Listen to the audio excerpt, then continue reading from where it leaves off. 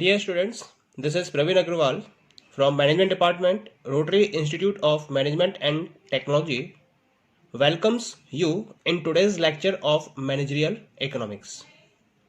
Today, we will discuss a new concept, that is monopoly competition. Here, we will discuss what is monopoly competition and how price output is determined under monopoly competition.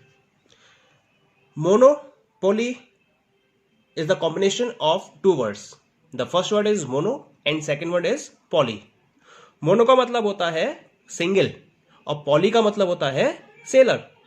इसका मतलब हुआ कि जब market में या industry में केवल एक ही सेलर हो जो प्रोडक्ट्स को मार्केट में सेल कर रहा हो, तो हम ऐसे कंपटीशन को मोनोपोली कंपटीशन का नाम देते हैं.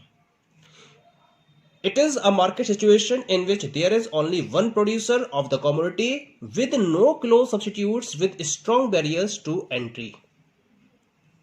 It means that no close substitutes are available and strong barriers. These barriers may be artificial barriers also for other firms. It means the sole producer controls the entire supply of the market. इसका मतलब हुआ कि market में जो भी total product की supply है वो केवल और केवल उसी सिंगल सेलर के द्वारा की जाती है. कोई भी दूसरी फर्म उस पर्टिकुलर मार्केट में एंटर नहीं कर सकती है क्योंकि स्ट्रॉन्ग बैरियर्स क्रिएट किए जाते हैं by that particular single firm. Okay, so this is about the monopoly competition. Now we discuss the features of monopoly competition. So some of the main features of monopoly competitions are as follows: one seller and large number of buyers. That is clear from the above definition that monopoly competition has only one seller and it is having large number of buyers. It is also known with the one firm industry, यानी कि केवल और केवल एक firm वाली industry के नाम से भी हम मोनोपोली कंपटीशन को जानते हैं. Second one is restriction on the entry of new firms. जो केवल और केवल एक फर्म मोनोपोली मार्केट में अवेलेबल होती है वो तरह तरह के रेस्ट्रिक्शंस क्रिएट कर देती है जिससे कि नई फर्म्स उस मार्केट में एंटर नहीं कर पाती हैं. Okay, just like investment is at the highest level and no other firm can invest such amount in the industry. That is one type of restriction. Or government may restrict and create rules and regulations for the entry of new firms. This is also one of the restriction. So in this way other restrictions may be there on the basis of which new firms cannot enter that particular industry. That's why it become monopoly market. Third one is no close substitute. कोई भी close substitute available नहीं होता है. ये ऐसा product produce करती हैं जो अपने आप में यूनिक होता है. That is unique in its property. The fourth one is full control over price. Because there is no competition in the market, it means monopoly firm is having total control, full control over the price.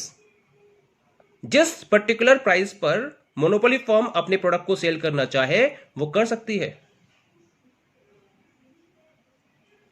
The last one is possibility of price discrimination.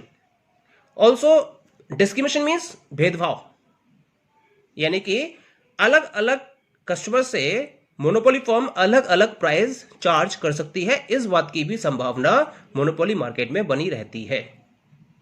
Okay, so these all are the features of the monopoly competition. Now come to the topic price output determination of monopoly firm और equilibrium of monopoly firm. How price output is determined, यानी कि monopoly market में हम किस तरीके से price output को determine कर सकते हैं. इसके लिए हम इस पर्टिकुलर चार्ट को स्टडी करेंगे. We will discuss this particular chart. Equilibrium of monopoly firm can be determined under these two situations. The first one is short run equilibrium and second one is long run equilibrium. In short run equilibrium, three possibilities are there. Either the monopoly firm will be earning supernormal profit, or it is incurring minimum losses, or it is earning only normal profits. While in long run, it is only earning supernormal profits. Now, how this can be determined? Let us start from short run equilibrium. So here we are talking about the short run equilibrium of monopolist. यानी कि short run में एक monopolist किस तरीके से अपना equilibrium position को achieve कर सकता है. अगर हम इक्विलिब्रियम की पोजीशन को अचीव करना चाहते हैं तो उसके लिए हमें इन टू कंडीशंस को स्टडी करना होता है. The first one is marginal revenue must be equal to marginal cost. That is the very first condition.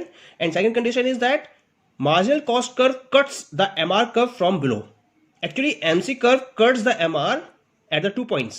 But we consider the situation where MC curve is cutting MR curve from the below, not from the above. Above वाले को हम consider नहीं करते हैं. Below से cut करते हुए जिस पॉइंट को वो इंटरसेक्ट करता है, हम उस पर्टिकुलर पॉइंट या उस पर्टिकुलर पोजीशन को कंसीडर करते हैं. तो इस तरह से ये दो कंडीशंस हमें फॉलो करनी होती हैं. Now short run is that particular situation where the firm is not in a position to change its output according to the change in demand. क्योंकि बहुत ज्यादा अपने आउटपुट में चेंज नहीं कर सकती है. अगर डिमांड में चेंज होता है तो उस पीरियड को हम शॉर्ट रन बोलते हैं. इस शॉर्ट रन में तीन तरह की पॉसिबिलिटीज अराइज होती हैं. या तो firm super normal profit earn करेगी, या लॉस अर्न भी कर सकती है, या फिर नॉर्मल प्रॉफिट भी अर्न कर सकती है.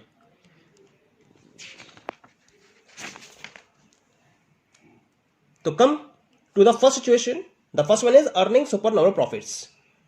When it occurs, this situation occurs when average revenue of the firm is more than its short run average cost curve.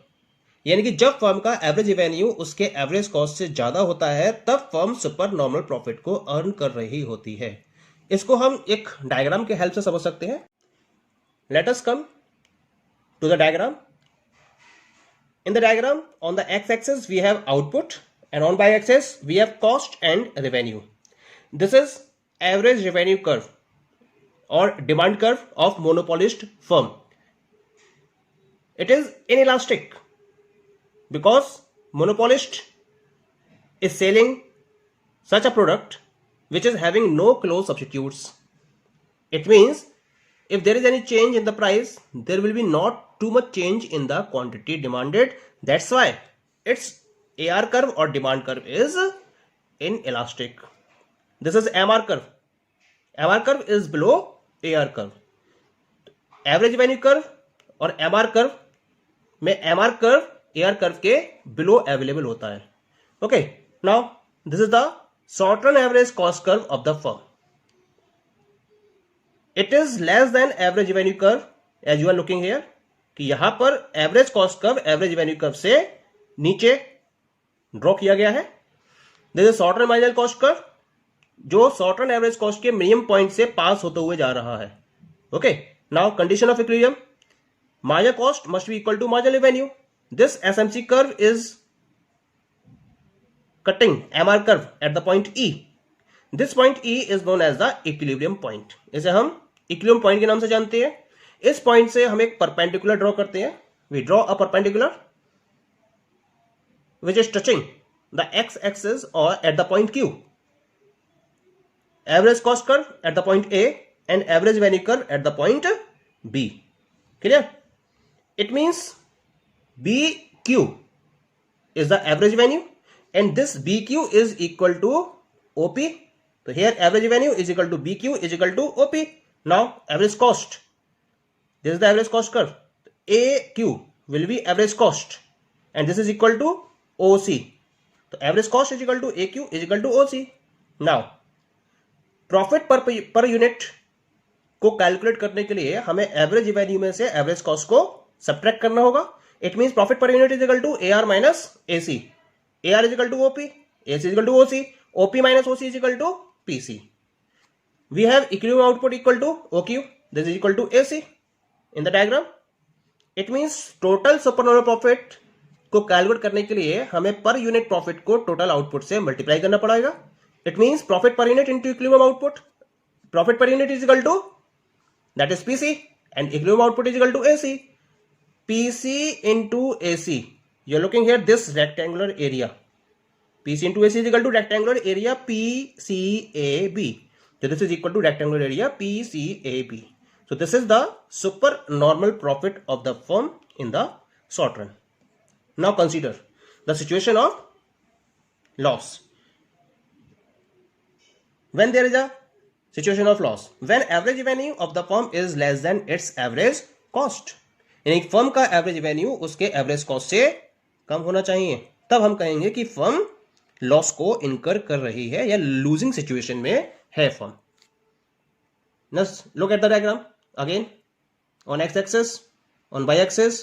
X axis पर हमने आउटपुट को शो किया है, वाई एक्सिस पर कॉस्ट एंड रेवेन्यू को शो किया है. This is the average revenue curve, this is the marginal revenue curve, this is the average cost curve. It is above average revenue curve. ऐसा क्यों है? क्योंकि एवरेज कॉस्ट ज्यादा है और एवरेज रेवेन्यू कम है. इसी वजह से हमने एवरेज कॉस्ट को एवरेज रेवेन्यू से ऊपर ड्रॉ किया है. Now this is short run marginal cost curve which is passing through the minimum point of SAC, condition of equilibrium. MR is equal to MC. This is the MR curve and this is the MC curve intersecting at the point E. This point E is equilibrium point. अब हम इस E point से एक perpendicular draw करते हैं X axis पर, जो X axis को Q पॉइंट पर टच करता है और एवरेज रेवेन्यू कर्व को B पॉइंट पर और एवरेज कॉस्ट कर्व को A पॉइंट पर टच करता है. यहां से परपेंडिकुलर ड्रॉ किया सी पॉइंट, यहां से एक परपेंडिकुलर ड्रॉ किया that is P point. Now average revenue is equal to B Q and equal to OP. Average cost is equal to A Q and this is equal to OC. So here we have A R is equal to B Q is equal to OP, A C is equal to A Q is equal to OC. Now loss per unit is equal to average cost minus average revenue. AC is equal to OC and AR is equal to OP, that is equal to PC. Also equilibrium output is equal to OQ and this is equal to PB. So total minimum loss will be equal to loss per unit into equilibrium output. Loss per unit PC, equilibrium output PV, PC into PV. So this rectangular area PCAB will be the total minimum loss. Okay. Now come to the third situation of short run earning normal profit. Under this situation, when the firm average revenue is just equal to average cost, यानी कि firm का average revenue उसके average cost के बराबर होना चाहिए, तब हम कहेंगे कि फर्म नॉर्मल प्रॉफिट को अर्न कर रही है. फर्म का जो नॉर्मल प्रॉफिट होता है वो एवरेज रेवेन्यू में इंक्लूडेड होता है और इतना प्रॉफिट फर्म अर्न कर लेती है जिससे कि वो शॉर्ट रन में अपने ऑपरेशंस को कंटिन्यू कर सके. Okay, let us look at the diagram. X axis output, on Y axis cost and revenue. This is the average revenue curve, this is the average marginal revenue curve, this is the average cost curve. This average cost curve is tangent to the average revenue curve at the point A. ये A point पर इसको touch कर रहा है, इस पर tangent है. ये short run marginal cost curve है फर्म का. Condition of equilibrium, marginal cost equal to marginal revenue, marginal revenue and this is marginal cost, both are intersecting at the point E. E पर cut कर रहे हैं दोनों एक दूसरे को. तो this point E is equilibrium point. From this point we draw a perpendicular up to point Q and up to point A. तो from the diagram A, from A एक perpendicular हमने ड्रॉ किया y axis पर. This is point P. In the diagram, average revenue is equal to AQ is equal to OP. Average cost is equal to AQ is equal to OP. It means average revenue is equal to AQ is equal to OP. Average cost is equal to AQ is equal to OP. It means AR is equal to AC is equal to OP and this is equal to price. So this is the condition of normal profit.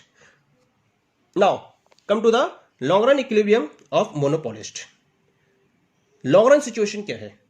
Long run वो particular time period होता है जिसमें firm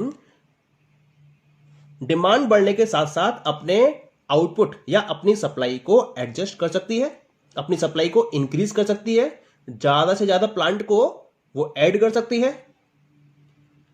long run में monopolist firm का market के ऊपर full control हो जाता है और जिस पर्टिकुलर प्राइस पर वो सेल करना चाहे उस प्राइस पर वो सेल कर सकती है। हाँ, उसे ध्यान रखना होता है मार्केट में कंज्यूमर्स किस पर्टिकुलर प्राइस को पे करने की कंडीशन में है, उसके अकॉर्डिंग वो पर्टिकुलर प्रोडक्ट के प्राइस को डिसाइड भी करती है और अपने पर्टिकुलर प्रोडक्शन कॉस्ट को मिनिमम करने की कोशिश करती है। It means in long run the monopolist firm is always earning super normal profits only. Clear? Look at the diagram.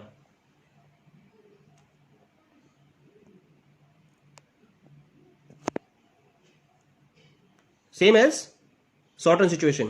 X-axis output, y-axis cost and revenue. This is the average revenue curve. This is the marginal revenue curve. This is long run average cost curve below AR curve, and this is long run marginal cost curve. Equilibrium condition है आपके पास कि MR equal to MC. This is the point. This is MR curve. This is the MC curve. Both are intersecting at the point E. This is equilibrium point. इस point E से हम एक perpendicular draw करेंगे touching X axis at the point Q, touching A C at the point B and A R at the point A. From A draw perpendicular on Y axis point B, from B perpendicular to Y axis point C. Okay, now